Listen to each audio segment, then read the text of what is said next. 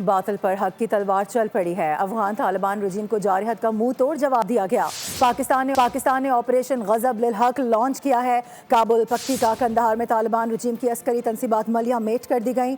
وزارت اطلاعات کے مطابق افغان طالبان کے 133 کارندے ہلاک کر دیے گئے ہیں، 200 سے زائد زخمی ہیں۔ افغان طالبان کی 27 چوکیاں تباہ اور 9 چوکیاں قبضے میں لے لی گئی ہیں، جبکہ 2 corps headquarters, 3 brigade headquarters, 2 اسلحہ ڈپو بھی تباہ ہوئے۔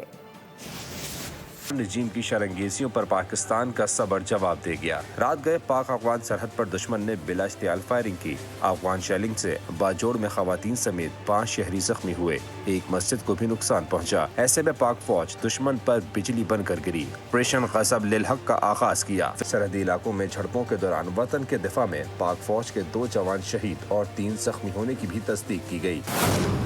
وزیر اطلاعات عطا تارڑ کے مطابق جوابی کارروائی میں افغان طالبان رجیم کے 3 بٹالین ہیڈ کوارٹرز کو تباہ کر دیا گیا، 2 سیکٹر ہیڈ کوارٹرز بھی تباہ ہوئے۔ سیکیورٹی سرائے کے مطابق باجوڑ کے ناؤگئی سیکٹر، تیرا، چترال، محمد، کرم اور انگوڑ اڈا سمیت مختلف مقامات پر افغان فورسز کی چیک پوسٹوں کو نشانہ بنایا گیا۔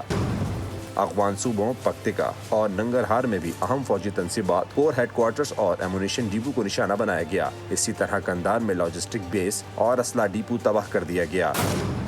سیکیورٹی حکام کے مطابق افغان طالبان کی جانب سے کواد کاپٹر اور ڈرون حملوں کی کوشش بھی کی گئی، جنہیں بر وقت کارروائی سے ناکام بنا دیا گیا۔ سرائے کا کہنا ہے کہ سرحدی پٹی میں صورتحال قابو میں ہے اور فورسز مکمل الرٹ ہیں۔